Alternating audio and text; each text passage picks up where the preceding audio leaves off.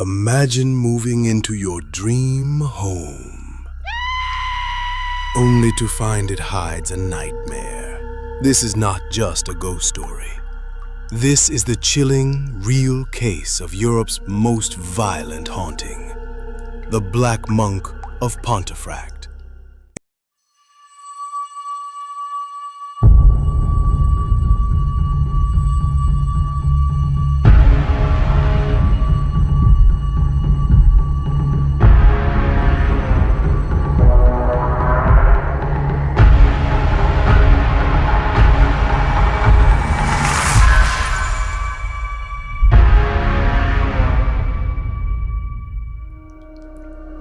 In the early 1960s, Jean and Joe Pritchard moved into 30 East Drive in Pontefract, West Yorkshire, England, with their children, Philip and Diane.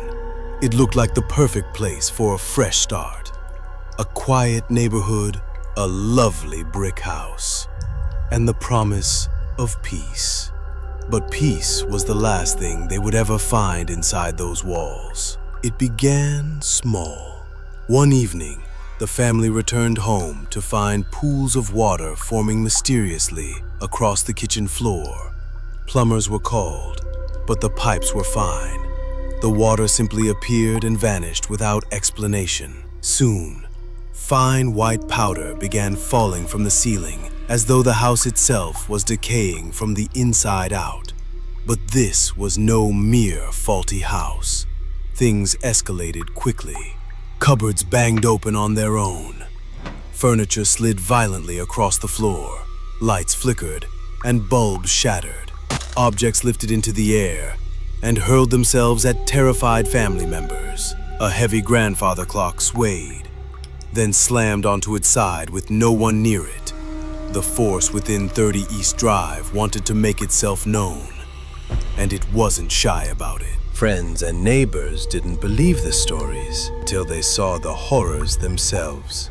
One neighbor swore she watched a chest of drawers rise into the air before crashing down with bone-rattling force. A visiting police officer witnessed chairs dragging themselves across the floor. Even priests were called to bless the house, but they were driven back, nearly thrown to the ground by an invisible force that refused to be banished. The family nicknamed the entity Fred, but there was nothing friendly about him. The spirit grew stronger, more violent, and terrifyingly personal. His main target? 15-year-old Diane. She was often attacked in her own home. One night, her family watched in horror as she was dragged up the stairs by her hair, kicking and screaming, her throat marked by an unseen rope. On other nights, she woke to scratches carved into her skin, deep welts that bled. It was as if the house had chosen her to suffer the most.